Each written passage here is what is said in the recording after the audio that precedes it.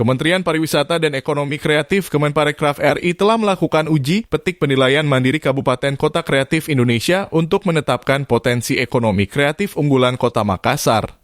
6 subsektor ekonomi kreatif yang dilakukan uji petik yakni fashion, kuliner, kriya, film, fotografi, dan seni pertunjukan. Tim uji petik PMK 3I Kemenparekraf menetapkan kuliner sebagai subsektor ekonomi kreatif unggulan Kota Makassar. Penetapan itu ditandai dengan penandatangan berita acara hasil uji petik antara Pemkot Makassar dengan Direktorat Infrastruktur Ekonomi Kreatif Kemenparekraf di ruang Sipakalebi Balai Kota Makassar, Selasa 18 Juli 2023. Tindak lanjut dari penetapan ini masih ada beberapa hal yang harus kita benahi, terutama dalam storytelling atau cerita tentang kuliner-kuliner khas Kota Makassar yang harus diperdalam. Terus kemudian tentang plating atau tata saji, termasuk di dalamnya mangkok dan sebagainya yang Pak Wali Kota selalu menyampaikan di forum-forum bahwa harus ada membedakan antara mangkuk coto dan mangkuk palu basah. Dibandingkan dengan subsektor ekonomi kreatif lainnya, kuliner di Kota Makassar jauh lebih unggul mulai dari jumlah tenaga kerja yang terserap hingga brand produk UMKM yang ada di Kota Makassar. Hanya saja butuh pembenahan dalam tata saji agar mangkok coto, palu basah, dan sup saudara memiliki ciri khas masing-masing. Iya, jadi saya kira kita harus bikin tersistem.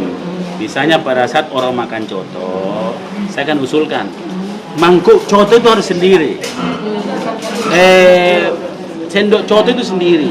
Nah akhirnya kan muncullah craft, muncullah orang industri mangkuk coto. Dari jauh orang sudah lihat dia makan coto. Sekarang kita tidak tahu mangkuknya makan coto, makan bolu basah, kita tidak tahu. Sama, itu contoh. Jadi desain secara Kemudian misalnya pada saat orang makan coto, orang mau dengar musik apa sih cocok ini? Keroncong kah? Atau rock lah? Atau apa kalau daging itu misalnya orang lagi makan daging cocoknya dengan musik apa gitu. Kan itu semua ada. Nah, terus kalau orang ambil misalnya makan habis itu orang mau bawa coto keringnya untuk jadi nah, bagaimana desainnya, packagingnya. Nah, itu semua harus desain dengan baik. Diawali dari kuliner. Meski kuliner menjadi ekonomi kreatif unggulan Kota Makassar, namun subsektor lainnya juga tetap menjadi perhatian Pemkot Makassar karena memiliki keterkaitan erat.